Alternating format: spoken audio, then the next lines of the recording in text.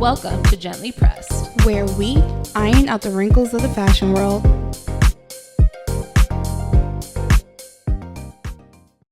Hey y'all, welcome back to Gently Pressed. I'm Danielle. and I'm Nidra. And today we have for you Hot Takes. And we also just finished watching the In Vogue in the 90s. That's what it's called, right? Yeah, it's In Vogue the 90s In Vogue documentary. the 90s. Yeah. Boom. So we're going to have a discussion on how magazines like Vogue played a They big played a role. big part in the fashion community. Yeah. Because even like back then in the 90s, like all they had was magazines. They didn't have social media. So that was a big deal. But also going into that, we're also going to discuss how the Black community made fashion mainstream. Literally. So also Danielle has no notes today. Zero. I have all the notes because obviously I'm not trying to get any of the takes wrong, and I'm not trying to get any of my notes on the documentary wrong. I just love being able to like free flow. Yeah, and, like, I just like want your opinions, and like I feel like I'm like the Hoda. I love it. So I have my notes again, guys, and I will say some things, and then I just want your take on it, and then I'll give you my take, and we'll go through it. Let's do it. Okay, so we're going to do some hot takes. So the first one is a positive. Okay. It's that Prada designed an astronaut suit with Oxium. Don't tell me wrong. Oxium Space, I don't know if that's right, for the first woman and person of color to land on the moon. Yes. I'm actually very excited for that. Because no, I'm very excited. That's also iconic. The suit was good. Yeah, it's very cute. And who says that about a spacesuit? But like, it's nice. Prada did well. Yeah, so good. But I'm just like genuinely excited. That's a lot of firsts. That's a lot of firsts happening. Yeah. So, first suit to be designed by a luxury fashion brand, first woman and first person of color to land on the moon. Round of and I'm actually like very proud of Prada. Yeah. For doing it. Like I'm very proud of them, and it's showing me that like they're always ahead of the curve, but like they're gonna stay ahead of the curve. Exactly. Very iconic. Yeah. And we're here for it. Yeah. Okay. Next one is another positive. Okay. So Jacques Mus opened their first US boutique ever in New York. You know that I'm like, I want to go. Can we just go? Yeah. We live here, so we can go. Yeah. Because I've always seen like the visuals of Jacques Mus, but in France. Yeah. And it always looks so beautiful. So I'm really excited to see how they brought that. Well, it's also like they always did advertising here, but then they didn't have boutique and they always have like the really, really cute virtual advertisements on like Instagram and all their socials. So I'm like so excited.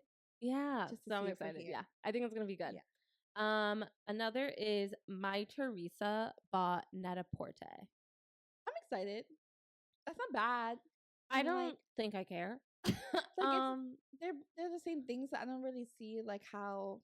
But I think that actually like says something though that that's going out of style because it was such a big deal to have like a place where you can buy all types of brand. It pretty much was like a department store online. Mm-hmm. That's what pretty much My Teresa and Net-a-Porter are. Yeah. But I think a lot of people don't care about like, do you go to a department store? Like, do you go to Bloomingdale's? Do you go to Saks? Like I go to Nordstrom. Yeah. Like it's not the same. I think pretty much like online shopping really like took more of that in person. My thing is I'd rather just go to the like the brand's website. Yeah, that's true too. I think it's something. You know what? I think it's something about like the authenticity of it. Like it's authentic even though you're using a like My Teresa but it's something about it being so special when you're actually going on the brand's website and purchasing it from there. Yeah. Versus you know what it also is, I think when it's like department stores, they buy a certain amount of pieces. It's never the actual full collection. Yeah. So sometimes they don't have the pieces that you want. So then you have to go on the brand's website. Yeah. But I do like when they have sales. So I will always watch. Of course. We love always sale. Can't be the good sale. Yeah. But also I just think that I don't know. It's something more rewarding, I guess, when you have the urge to just like, oh yeah, I'm gonna go on Gucci today and purchase my first purse from there. Like, it's something about like, that. I'll say it like this: when I have money, because manifesting. When I get money, I think I'd rather go and like go to Gucci and go to Fendi and Prada and like have a sales associate there than have like a sales associate at Saks that is me for everything. I always had that dream, like, oh yeah, I'm gonna go to like the flagship and I better get a client advisor. Like, they have where they call me and they're like, oh, a new thing came in. Listen, we need that experience in our lives. No, we will. We're manifesting. We will have that experience. Yeah. Yeah. Okay. So this is, we did text about this a little bit. Okay. But we're going to bring it to here. Yeah. Victoria's Secret runway came back. Okay, so I'll give my take first because I know you're going to go on a rant. Okay. So I'll go on mine first. Okay. I was upset that it was live because thinking of the past Victoria's Secret fashion shows, they used to have a story behind everything. And that's what also made the Victoria's Secret fashion show such a like iconic show to watch. Was it wasn't only about the runway, it was also about the stories behind why they did certain collections, why they picked certain models, why they where the jewels came from. Yes.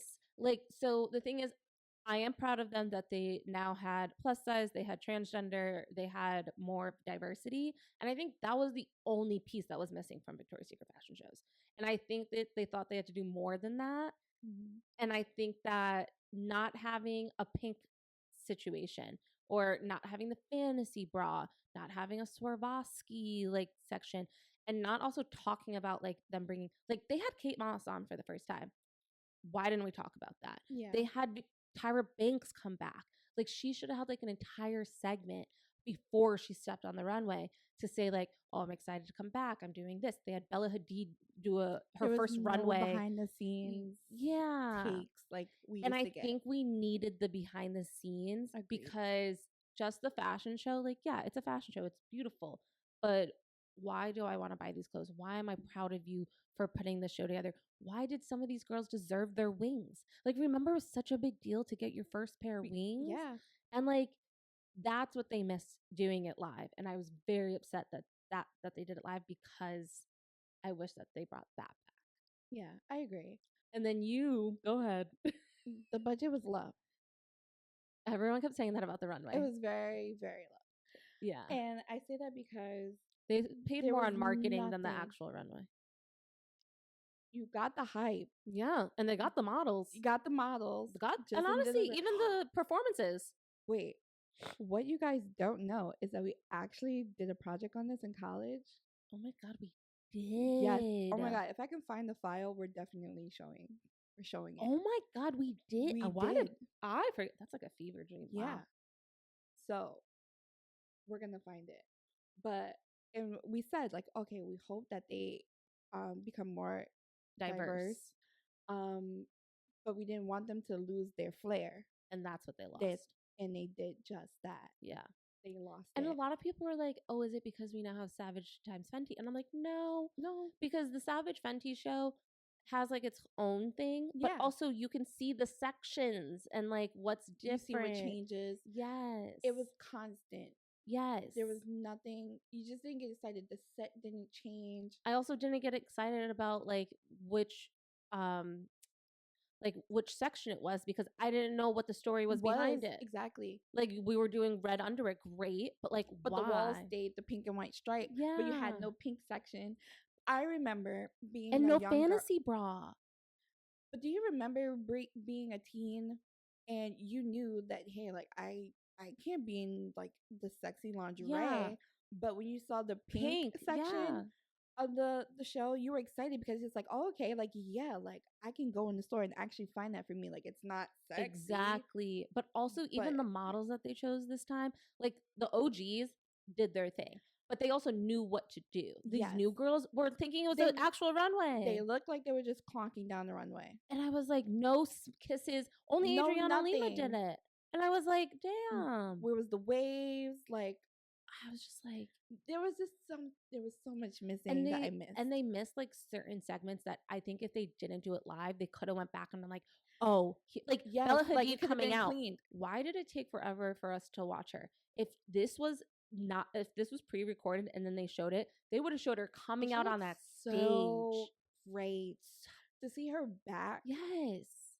Yeah, so I think that they miss being able to have a more clean show. Yeah, doing it live. Yeah, I don't think I think was their worst decision. Yeah, for sure. Yeah, I just wish that it's lacking. It was lacking. I think everyone said that though. Like this used to be the show that I looked very forward to seeing. Everyone looked forward to, yeah. But it's just like, where is it? Like, where is that extra oomph? I'm missing it. So yeah, very disappointed. But hey, yeah. I mean, hopefully. Also, I felt like I hope they do better next year. I hope they listen and they actually pre-record it. Yeah, listen to our podcast. You'll do better. Yes. Like we're offering you tips. Yeah. Hello. Just hire us for your marketing team. We'll honestly. send you our project file when we find it. Yeah, I don't know where that is. You're gonna have to find it. I'm gonna find it. I'm pretty sure I still have my laptop from that time. I think I still have it on a USB somewhere. But yeah, I'm gonna look at. That's gonna be interesting to look at. I know, right? Okay. Next thing is that Law Roach did a podcast interview. Law Roach did a podcast interview, and he talked about his book. I think we should definitely read it. Of course. About how to be a fashion icon, but also one thing that he brought up that I thought was cool and I would love to discuss is he was talking about outfit repeating and how he hates that culture has now changed where you can't repeat an outfit, especially if you post it. Yeah. And if you do, it's like a big deal. Yeah. And I think agree with him that we shouldn't. Yeah. Like, no offense, I cannot be buying a ton. I mean, I do have a ton of black dresses, but I can't be always buying a ton of black dresses just because I post it. Yeah, and you wore it one time. Or honestly, I do not post on social media because I'm scared that because people already saw it, I can't wear it again. Yeah. And it's like, no, I should be able to wear this again. What he said is such a good point because I'm that person. Like, I really fell into that category where it's like if you post it, it can't be seen again. And like even now as an adult, like I feel like I shop mainly for the event I'm attending and not for like how can I switch this up? How can I create different outfits with like if there's ever a big event, you're like, oh, I gotta go shopping again. Yeah. And I just always feel like I have to get something new. But like if I wear something once and go to one event, if I go to the next one, hey, it's a different set of people. They never saw this dress before. Yeah. Why am I buying something new? So now I'm in the phase where it's like, if I'm shopping, I'm going to shop with purpose and seeing how like I can switch outfits up, even if it's repeating. How can I accessorize differently? How can I, okay, if I wore a top and I wore it with a skirt, how can I put it with pants? Yeah. Like, just doing a little something extra to it that I didn't do the first time because it's still a different outfit. Yeah. But yeah, it's such a good point because I always felt like I couldn't repeat an outfit. Yeah. But it's like I don't have the money to be shopping like that. Yeah. Like I could do better. But yeah, But even if I had the money to be shopping like that, like I would still want pieces that it will last a long time. Yeah. And I want to wear it again, but also like save it for my future self or future child. Do you remember? Oh, I can't remember which award show it was or what carpet it was for, but where she bought her first designer dress. It's a white dress. I can't think of it off the top of my head. I remember we were talking about. But she wore it like 2 other times. Yeah. And she was like, listen, this was a lot of money. I came out of pocket for it. I'm going to wear it as many times as I possibly can. Yeah.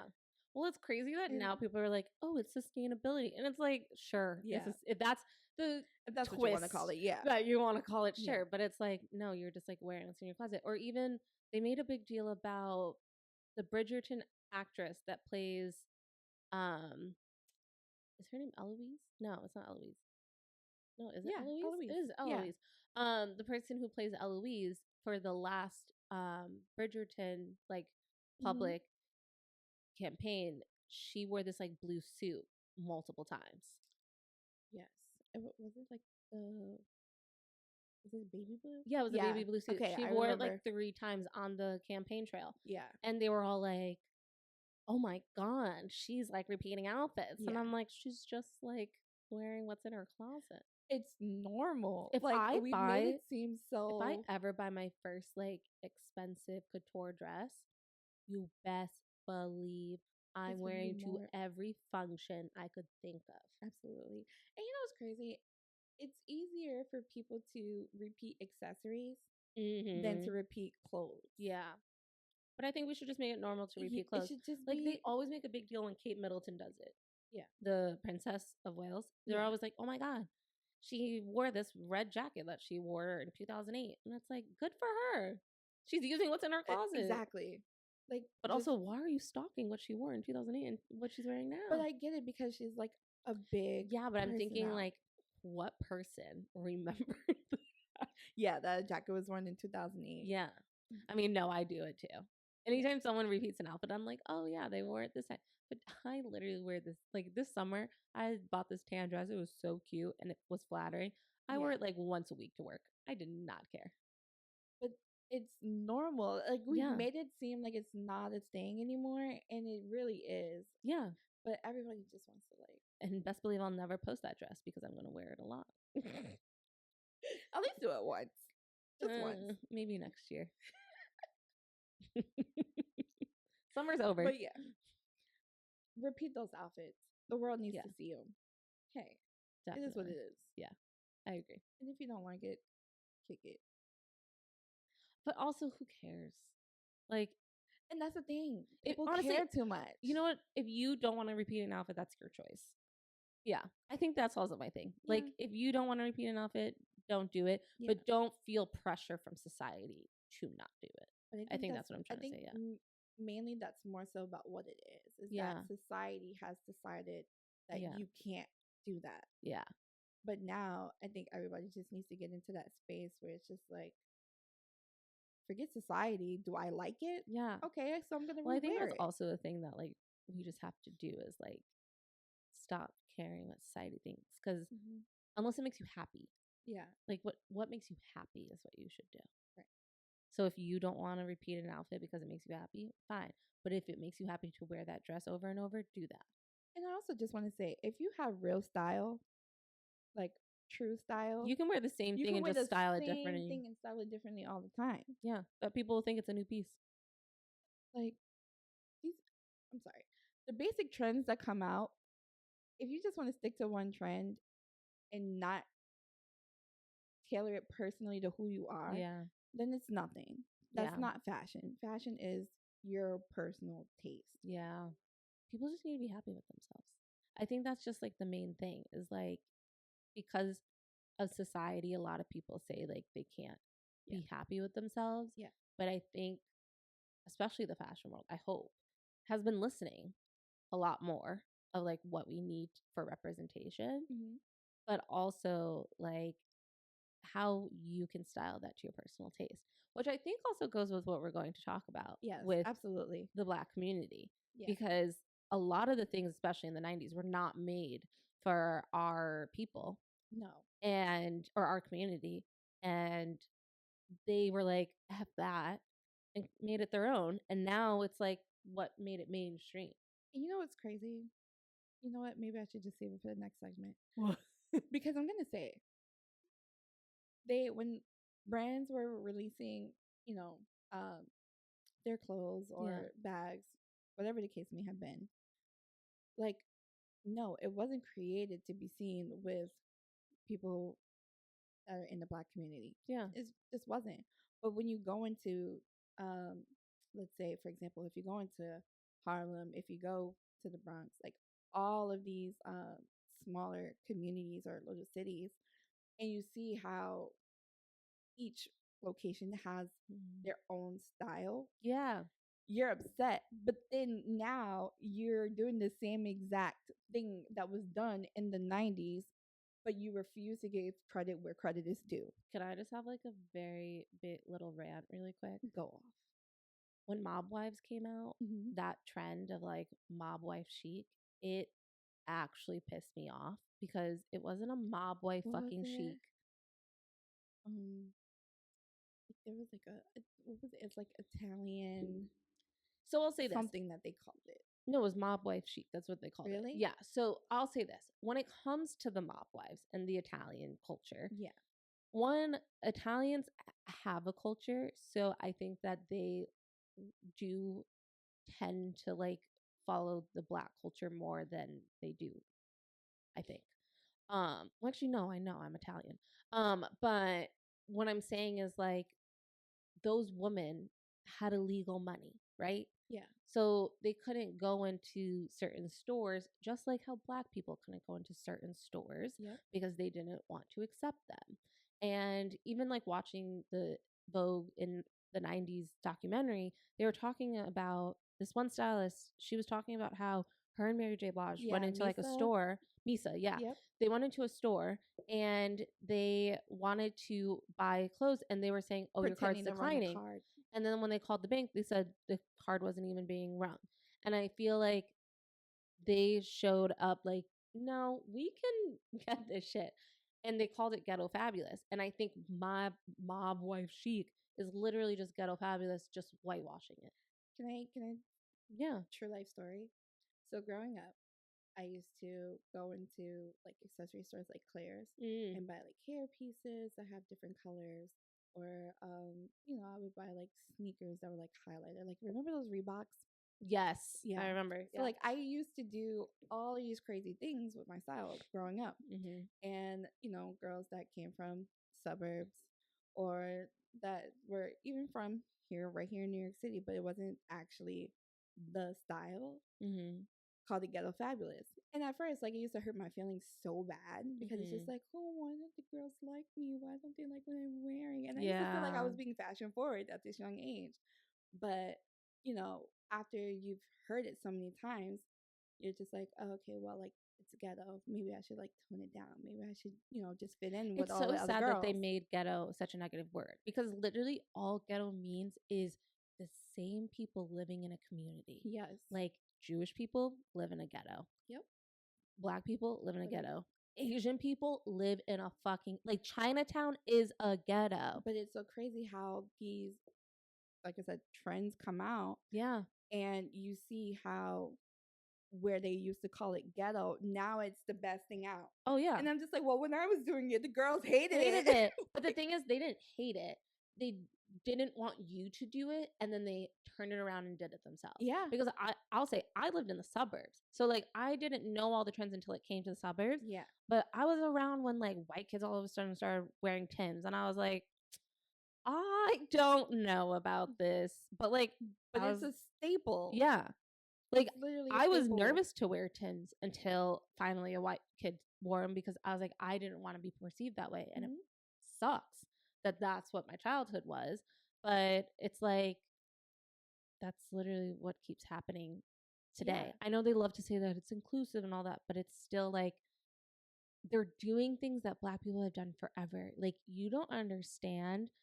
I know we talk about fashion, but like hair also goes with fashion. Yes. I had so many struggles with my hair growing up. Like, people made fun of it. I hated it. It was just, I had like naturally curly hair and people just did not make me feel good about it. Because they don't understand how to cater to Black hair. Exactly. And I think that when all of a sudden they started doing these trends on TikTok where the girls were like wearing rollers or they started wearing silk caps on the plane or in the store, I was like, are you joking? The bonnet. If there was a Black woman in Target wearing a bonnet, they would be like, oh, she's so ghetto. Why is she here? But now we're doing it because we realize, oh, it actually protects our hair. No. So even growing up, like, first of all, my grandmother never played about going to the store. It could be the corner or the supermarket. It didn't matter where. You had to be dressed. There was no you're leaving your scarf on. Yeah. Nothing. Because you didn't want to be perceived a certain way. Exactly. And that's such a shame because But these girls have messy buns and freaking leggings on. Why can't I have a messy bun and leggings on? Talk about it. Sorry, I just went on a rant. I think this documentary it was a very important documentary, but I think it needed to be said. Yeah. Because even like now, even going to jewelry, for fashion is everything all together. It's going to be your clothes, it puts what you put all together to make an outfit. Exactly. So when we're talking about accessories, you know how like we would have name chains, the bubble letter. Oh my god, necklaces. my dad would never let me wear one. He literally said I could not wear it because that was ghetto. Thing. Why? Because like Bella Hadid had one. Mm-hmm. I remember growing up, my dad literally was like, "You cannot wear those because I don't want you to be perceived a certain way." Because I went to a PWI. Yep.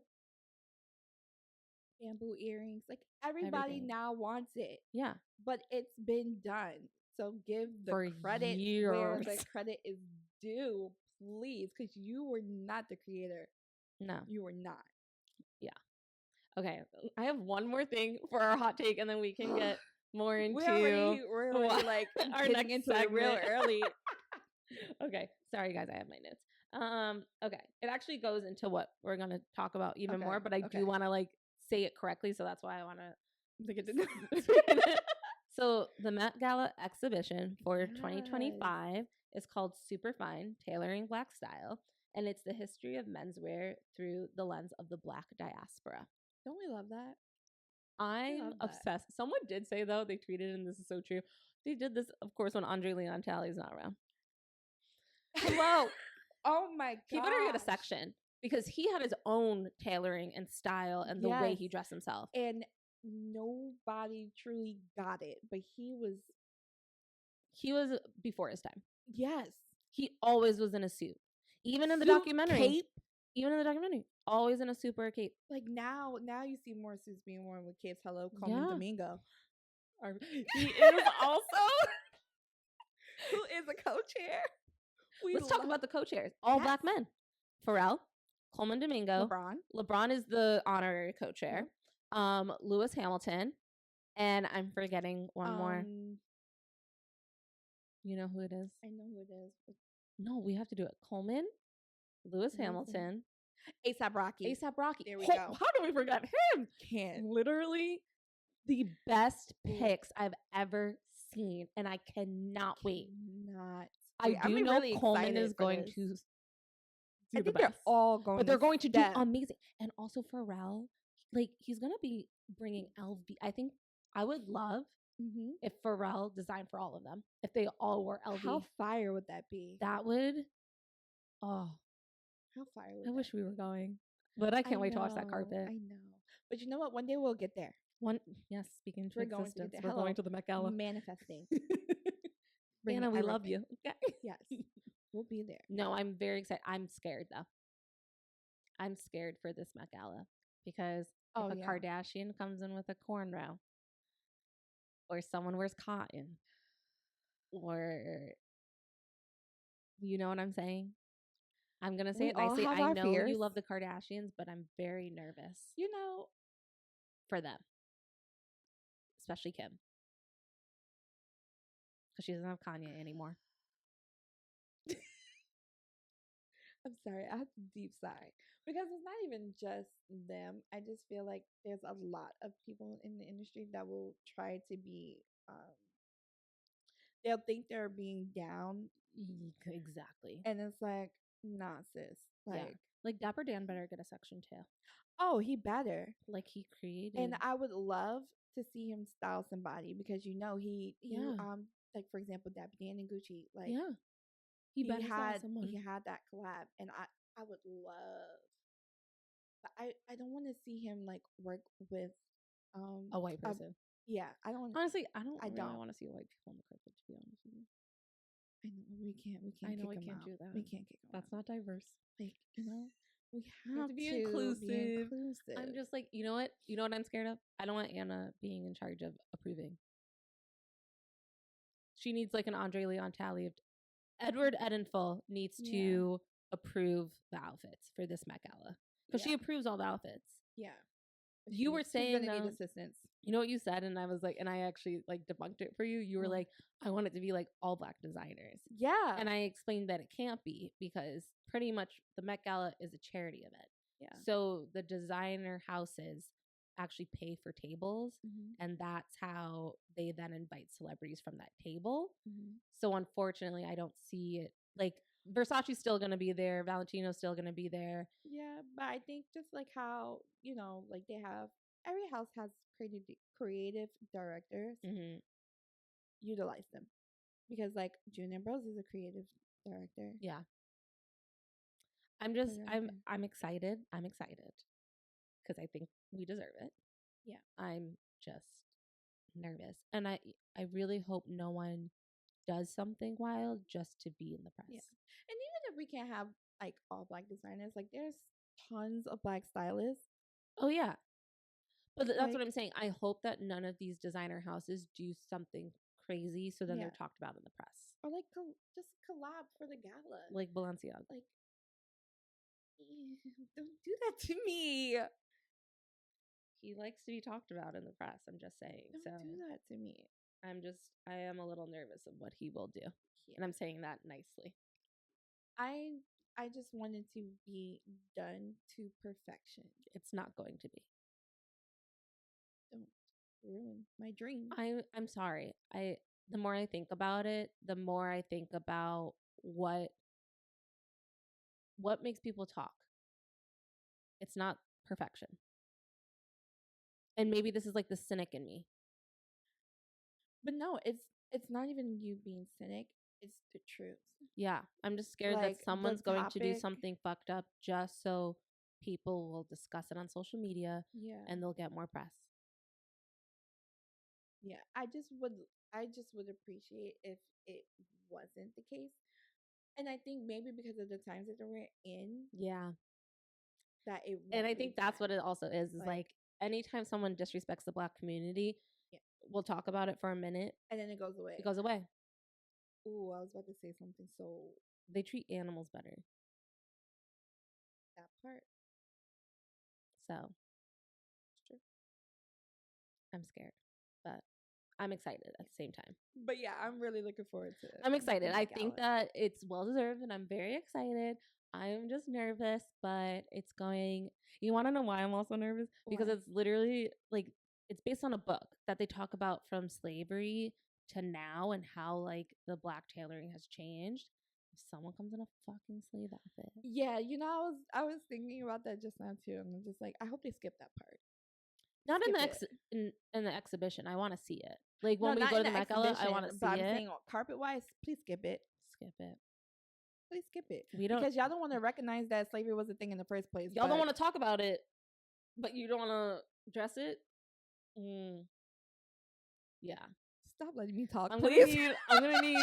I am gonna need the Kardashians to be approved though, because I don't need Kendall Jenner having a Pepsi moment. I don't need Kim Kardashian having a cornrow moment. Like I need them to get it together. You know what? We're going on a rant. It's really bad. See her doing like a box braids or bamboo. You don't see it. I don't see that. Kim Kardashian doing that. Wait. I'm trying to have high hopes here. I mean, like, I know she's done box braids before. Like, okay, fine. Everybody wants. They're not like us, but they want to get like us. See? Well, now they're dating white men again, so they're taking out their BBLs, but that's another conversation. Stick to the fashion. Okay? Now. We will not go there. That's my girl. We can't. I know. You really like a controversial girl, which is crazy to me. I do. Every time you talk about you're obsessed with her, I literally try to like support you, but I'm just like her. Because sometimes she gets it. Sometimes. I will give her for the police reform. And that's it. She's helping the black community there. Her trying to become a lawyer and try to help people that have been wrongly accused. I'll give it to her. Go back to fashion? Yeah, go ahead. Now, what I can see like her doing is like a Black Hollywood vibe. Okay. But like, the deep waves, because she's on. I don't want her in a Diana Ross wig either. No, but you know what? I would love to see Tracy Ellis Ross on the carpet doing looking like her mother. Yes, that would be so good. Like, look at you turning it to a positive. I know, right? Because you hated that I was talking about her. I had to shift it. I had to. That was a perfect moment. It was. But you're welcome. Tracy Ellis Ross, I agree. She should look just like her mother. She will look amazing. Yeah. But also, like, one of my favorite movies is Harlem Nights. And so I really want to see Harlem Nights type of vibe. Yeah. I get it. Yeah. I am excited. I think that we have amazing style. I think that everyone's going to look beautiful. The tailoring is going to be top notch. I am just nervous for someone trying to cause a scene to be talked about. That's the only thing I'm nervous about is like you know what? You know who I think would ruin it for me? What? Lil Nas X. Really? Yeah, I think it would ruin it for me because of the simple fact is like, okay, there's a way to be different, right? So I've seen him hit the carpet in all different types of things. But unless he decides he was gonna like take the creativity and actually put it in the fashion. Okay.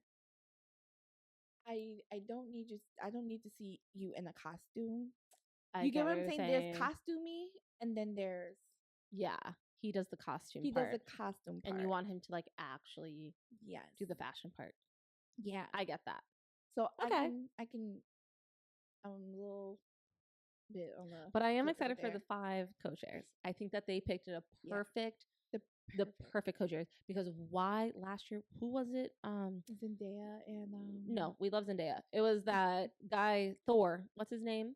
Chris Hemsworth? Yeah, why was he a co-chair? I don't know, but I've never seen him like dress. Like he's been in the classic exactly. Why was he a co-chair? He didn't deserve that. Maybe he literally came to the Met Gala for like a beautiful event and literally looked like he was going to pick up his children from like daycare. No, I was very upset by his look. They didn't even go with theme. I was very upset. I was like, why did you pick him? But in general, I just hate when these celebrities or models are off theme. I just don't like it. That's a whole nother subject. But I'm saying this time, stay on theme. If you can't stay on theme, please skip it because somebody else can take your spot. Yeah. I don't need to see a simple red dress. I don't. Yeah. I need you to wow me. Yeah, I really want designers to do a deep dive. Like actually do the work. Yeah, actually put the work in, please. Like really see like what materials we use. In that time Read the book. Read the book. What was the accessories then? Yeah. Like just please. Yeah. Give it to me. Don't give me. You should definitely go see the exhibit though. Like my people don't need that. Yeah, we should definitely go see the exhibit though. Of course. Yeah. Oh, that's a given. Okay. Cool. Yeah. Oh God. Okay. Next thing. So our hot take. Yes. Did a real hot take. Oh my God. Whoa. Hot take. Okay. So let's talk about the documentary. Yes. I think also one thing I do want to touch on is the fact that fashion magazines did make a very big like stamp in the fashion world, especially before social media. Yeah. And that's something I do think is a positive for like Vogue, Harper's Bazaar, Elle, Marie Claire. Like before social media, that's where you got everything. Listen, I had a Teen Vogue subscription. Like I had a Vogue subscription. Yeah. My mom was like, "You are literally 10," and I was like, "I don't." Yeah, care. Exactly. That's why I was just like, no, not. But I will say, you can get teen. One thing I really liked from the documentary was, and I do have to give Anna Wintour credit, is she was able to tie fashion with the Hollywood scene. Yeah. Because she was the first person to like, she put Gwyneth Paltrow on the cover, which was like the first time a celebrity was on the cover and not a model. Yeah. And I thought that was really cool, or how she was able to bring different types of designers here. one thing I will say from watching the documentary that I don't think people realize is, so Anna came from England. She came from British Vogue and she then started running American Vogue. Yeah. But during her early years, I feel like they really just brought England to mainstream. Well, no, just to mainstream. Because like one part she was talking about how she really loved John Galliano. Yeah. And people didn't realize like how great he was. And her and Andre Leontelli actually like pitched in for his next collection and found an investor. But then he was able to run Givenchy and then Dior. So like it's amazing for him. I'm very happy for him. But most of it was she was bringing these English designers like Stella McCartney, Alexander McQueen, like to mainstream. Put them on the map, basically. But it kind of just felt like, oh, was she colonizing American Vogue? You know what I mean? Yeah. And I don't say like I feel bad saying that, but that's literally how it felt. I just felt like we're literally just talking about how England pretty much took over America, and because of Anna. And I was like, so it felt weird. I feel like you're 100% correct. Okay. Yeah, because I feel like there's so many American designers that are just as iconic. Yeah. Or did just as great. Yeah. But they weren't highlighted. They weren't the staple. They were highlighted in the last episode, but they like weren't.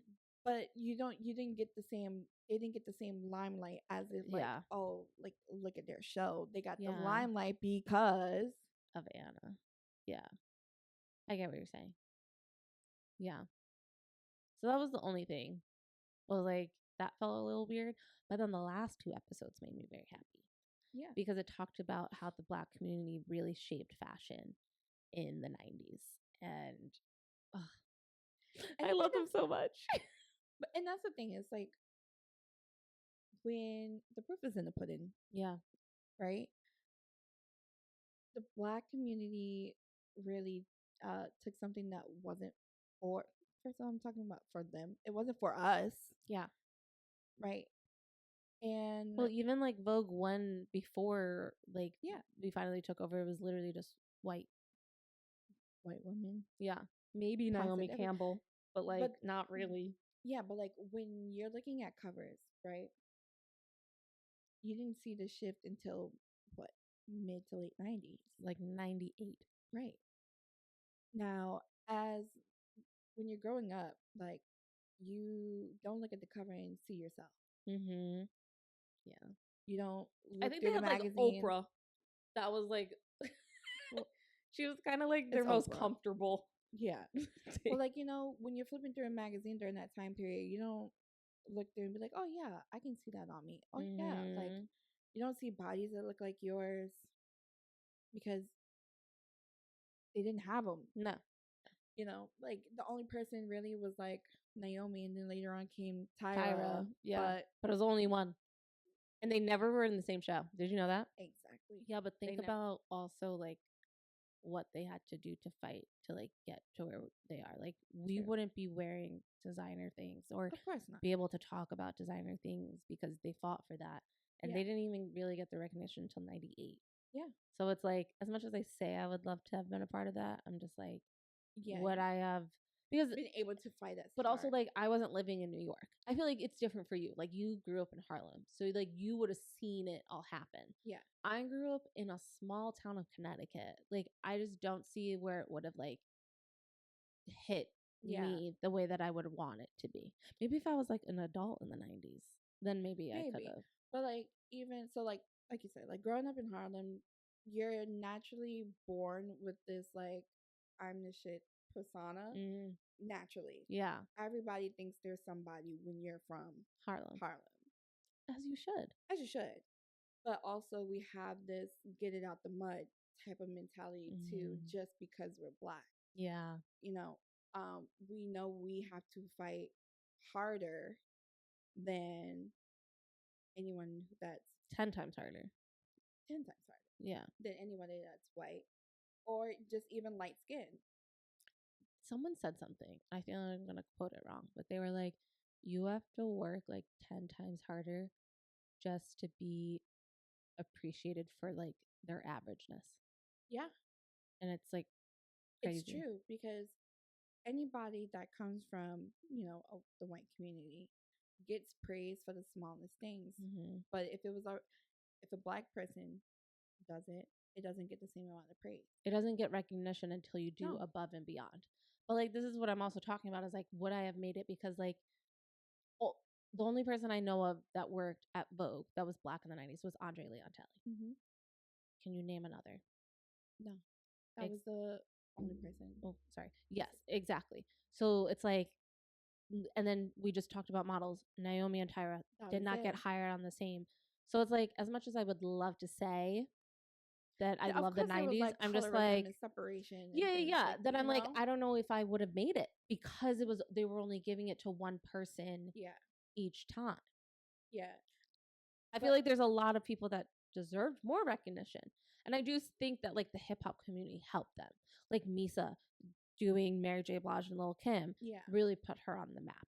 Or June Ambrose doing Missy Elliott. Yeah. If they didn't have their own people, they wouldn't have done it. Like June Ambrose was not going to do like the cover of Vogue. You get what I'm saying? Like be the stylist of that.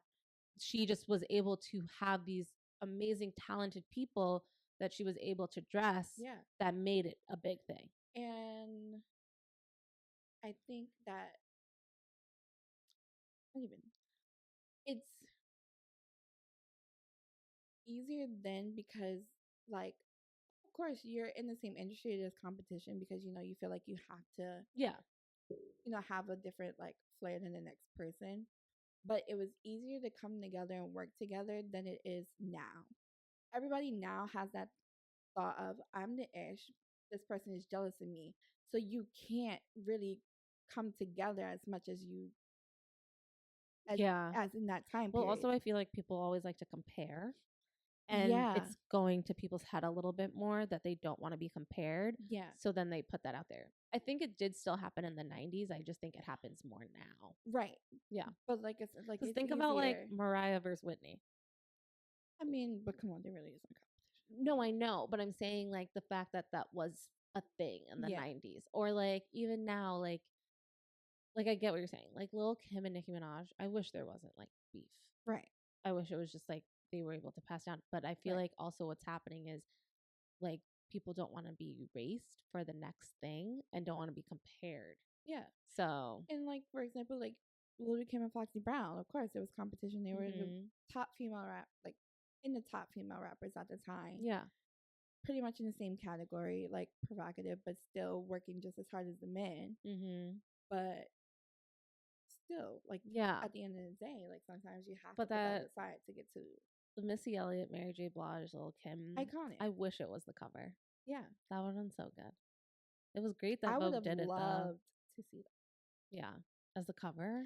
But like, you had to wait for like magazines like Jet or Ebony to come out to actually see representation of yourself before you could. Essence. Yeah. Yeah. You don't get, like, you weren't getting that from Vogue. And I think that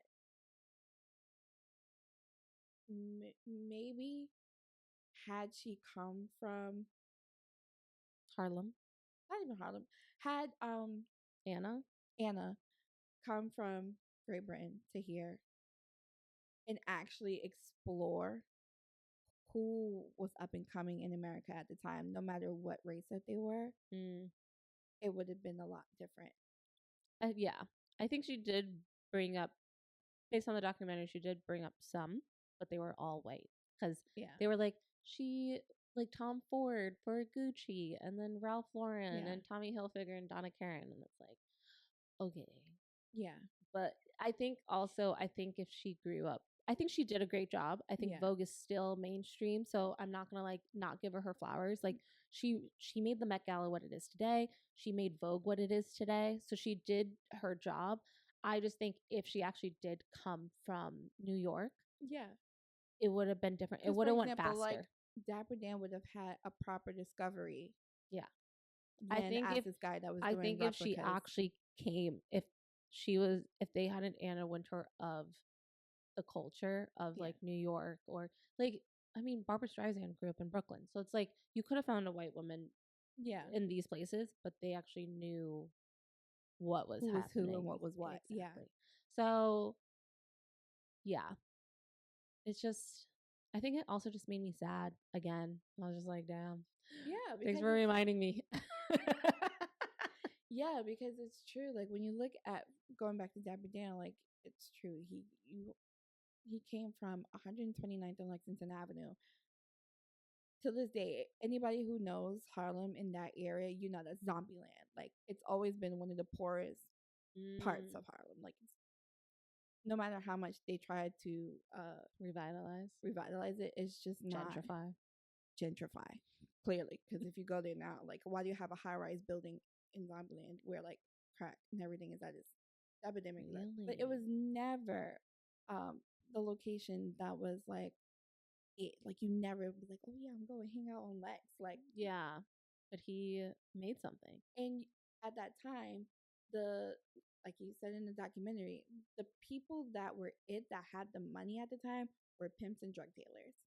Yeah, which is why I think I also said like the mob wives thing. They literally were pimps of drug dealers of the Italians and Irish and Russians. But I'm just saying, like, the mob wife chic was literally just the black community for the other side of illegal. Yeah. Literally. Like money. The long fur coats. Yeah. Designers. But he honestly, personally, my opinion, I think he put Louis on the map. Because Louis was known for their bags. They weren't known for clothes.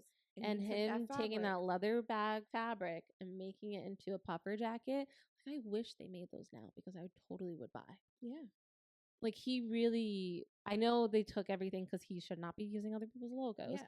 But I think what he did was amazing. He created staple pieces, and instead of saying thank you, they had him. They took it away. Of course. Took it away. I mean, come on. You really thought they were going to say thank you? Of course not. But that's because you're hating now. You're hating now. It took something of yours and made it 10 times better. Yeah. But also I think that's like what started like the logo thing. I think that's what also started the logo thing. Like FUBU. Yeah. For you, by us. By us. I love FUBU. I'm sad that it's not like as big anymore. Yeah. But it was a staple in the 90s. They did the big jerseys. Bucket hats. Oh my God. They were the 90s staple. Yep. FUBU was a 90s staple. How iconic was it that LL Cool J did a Gap commercial? It said, for us, by us. With a FUBU bucket hat on. Like, come on. Like, I think it really was adamant on, I'm not taking my hat off. Like, yeah. And they didn't even realize what it was. Yeah. But also, I think what was said is after that commercial, people would go into Gap thinking they sold FUBU there. And sometimes I wish Gap then thought, because now they do collabs now. Back then they could have done a FUBU Gap collab, and it could have been it could have been big. Yeah, would have been a major deal back then. Major. Okay, so there are two designers I do want to give it to that are white designers, but they're American. That I think really did help or embrace. They embraced the Black community. One is Tommy Hilfiger. He was such a staple for the Black community in the 90s. Snoop Dogg wore him at SNL. Aaliyah, I still remember that bandeau top. Yeah. Like that will never, like that is such an iconic look. Yeah, and even though Tommy Hilfiger, like he's literally Americana, it's red, white, and blue. Yeah. But the way that he was able to embrace the Black community, and I loved it because it was his brother was in the music industry. And he was like, these rappers out here, they're doing it big. And he was like, you know what? That is our culture. Let's take that. And he was the first fashion designer to put, to bring hip hop into fashion, but also had a rapper on stage. Yep. He had Tretch from Naughty by Nature. And just that fashion show, I'm like, oh, I would have loved to be there. But even now, like his celebration he did this year for this fashion show, he had Method Man. And I was like, who dapped Anna Wintour? The best. I would never forget that. But like, I love that he still embraces it today and like brings that in. You know what's interesting? So I used to really love going into like the Tommy Hilfiger store in the mall and just finding pieces. But I think like growing up in the 2000s, like everybody says like everybody says stuff, right? So it had gotten into my mindset that like, oh, like Tommy Hilfiger, he's racist. He's not meant for us. Like, Wait, what? Yeah. Was that a thing? Yeah, it was. Oh. It was. And I really thought it was a thing, but I was like, no, but I like it. Like I see. Was he racist? I don't think so. I don't think it really even turned out to be anything. What? I think it was just like a rumor that was going around, just because. But I think it's natural to believe that any white, anybody is racist. Oh, I feel like maybe it was like he was pocketing, or like he was, what's the word? Like he was getting recognition. He was making money off of us, but was he actually embracing us? Yeah, that's what it was. Yeah. So then it became like hard to be like, oh yeah, like I like Tommy Hilfiger, because in the back of your mind you're like, but do I really want to say that I like Tommy Hilfiger? Because it's like, is he really, supporting Black people? But you know what? After watching this documentary, I'm like, maybe I should have never believed that rumor. Yeah. But also I think because he's still doing it till this day, it shows he wasn't just doing it for like a fun time. Like he actually does with it. So he actually does embrace and like believe in that culture, which I appreciate. Yeah. Another one is, which actually this might be a good conversation now. Ralph Lauren. He was the first person to put 2 Black people in his campaign. So from the documentary, there was this group from the Bronx called the Lowlifes that they actually stole, not condoning stealing, but they stole a bunch of like Ralph Polo stuff in the mall, and they would wear it and they would post about it, and like everyone knew. But the thing is, Ralph Lauren actually came from the Bronx, so even though his whole ideal of like, because Ralph was like the lifestyle brand, most of the lifestyle was you're doing polo, you're on a yacht, you're in the Hamptons. Like that was the lifestyle that he portrayed. But then when he saw that the Black community was embracing his clothes, instead of being like Fendi and Louis and Gucci and saying, I'm stealing the stuff back, he was like, no, he was like, okay, you guys want my stuff, let me like embrace that, and put Tyson Beckford and Naomi Campbell in a campaign, which made me actually very happy hearing Naomi talk about it, because she was saying like all these brands would hire her for the catwalk but never hired her for the campaign. And I was like, wow, I didn't even like think about it that way. Because it's always the look that they want, but they never really want to broadcast that. I was going to say, you know what it also was probably? They're fine putting her in a catwalk because it's in multiple people will be on that runway. So it's just like one Black girl, who's really going to argue about one Black girl on a runway. But to do a campaign and put that in middle America and put that in England and put that in China was probably like they weren't ready for that. And the fact that Ralph was, I was like, wow. But like to piggyback on that, it's just like, my thing is like, how are you ready for one component but not the rest? You know what I mean? Oh, like the runway versus the campaign? Yeah. I think it's because they were nervous of like how other people, because when you put the campaign out there, it's going in magazines, it's going on billboards, that's like what you're using to advertise yourself for that season. And I think people are nervous to do that because unfortunately we have racists in this country. We have racists in England, we have racists in China, everywhere. And I think also something that I used to hate, and this was a big thing when I worked at the fashion brand I worked at, they were always nervous what the conservative women are going to think about, because they do have money.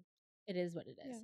It's because they pocketed off of Black people. But they had the money and they were always nervous to make them upset because they're very outspoken of, oh, if I don't like it, I'm not going to pay for it. But I'm also going to tell all my friends and I'm going to make it a big spectacle, because God forbid we can't just like something and then just like not talk about it.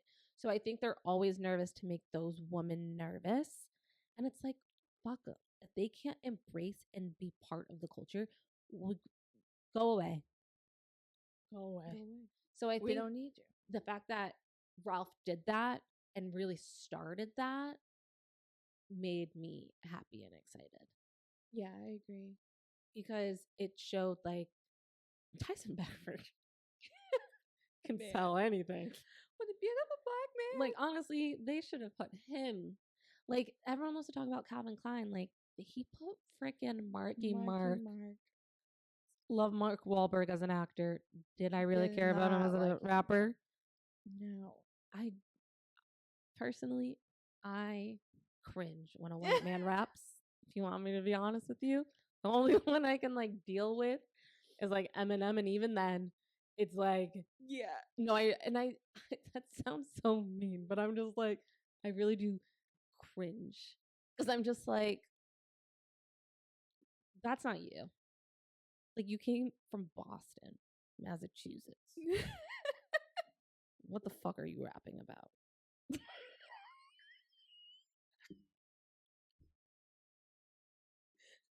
Wait, can you tell me one of his songs?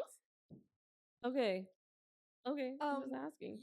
Nothing besides the like. Wait, who? Eminem? Marky Mark. Oh, I was about to say Eminem. No, Marky Mark. Oh no, absolutely not. I couldn't tell you that. He doesn't even like to be called Marky Mark anymore. He actually doesn't even want that talked about from his Mark Wahlberg. Yeah, like he only wants to talk about his acting career. He actually doesn't even want to talk about that time. And I think it's because he's embarrassed because he knew that he took from other people's culture and made it whitewashed. Yeah. Oh my God, I hate that time. Like in the documentary when they were like, he was one of the biggest rappers, I was literally cringing. I was like, shut up. I was literally just like, no. Just no. Like loved it with Kate Moss. That was a beautiful campaign. Not giving that away. But he didn't even want that to come out. I know. Like, but it's just like, I was just like, ugh, he just. You know who Calvin Klein did just do though? My man Idris Elba. Oh. He could wear nothing, and I'd buy it.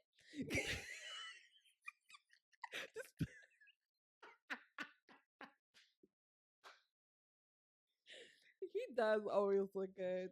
No matter what, like that man's muscles. That is like my biggest crush is Idris Elba. Love him.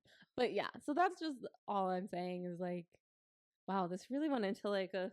I love it though. No, I'm obsessed. I'm happy we had this conversation. I think it needed to happen. It needed to happen. And I'm glad we watched the documentary because I feel like that enticed us to like want to discuss this, especially with the Met Gala and this theme coming out. Like we, so y'all needed it. Y'all needed it. We can talk ad nauseum about this. Listen, because it's true. It's like we have to acknowledge the fact that the Black community was always here, but we never got that credit. Yeah, we never got that credit. Yeah. Like, do we still? No. Because why is Mob Wives aesthetic a thing? No, because it's easier to put other titles on the things that we did. Yeah. And say it came from. Or others. Like reshaping the do-rag. Like, there was like a time when like a white woman was trying to come out and say that she made the do-rag. And I was like, or all these white girls now doing silk pillowcases. Oh, since now you want to worry about your hair. And it's like, since when did you care? Whatever. Exactly. And I think that's what we all just need to like just gather from this. Yeah. Is that, no matter what, when it comes to like style, when it comes to fashion in general, at the end of the day, did you look good? Did you like it? Yeah. You don't need to, you don't need to steal culture. Yeah. Or like reinvent what it is that was already laid out. Mm-hmm. Just do it because you like it and not be ashamed to say that you liked it. Yeah. Or not be ashamed to say where it originated from. Yeah. That's it. And wear whatever you want. Be you. Well, be cute, but be you. Be cute, but be you. I like that. That's the thing. Yeah. Be cute, but be you. But be you. Yeah. Yeah. Anything else you want to discuss? Oh no, that was it. I think I gave them enough of my 2 cents. I think we both went on we went on tangents. And that's okay. And that's okay. No, I'm not mad about it. That's what we're I here think for. we needed, look, we wanted to talk about it, and I'm glad that we were able to discuss it. Yeah. I like this no notes for you thing. I know. It feels good. It's free. Yeah. I like that. Let's do this again. Yeah. I mean, I think we should do hot takes at least once a month, because I think it's good to talk about. For sure. Okay. And well, I think something happening. So yeah, there is literally. But thank you so much for tuning in. Thank you so much, and we're excited to come back to you next week. Please like and subscribe. Oh yes, Bye. please.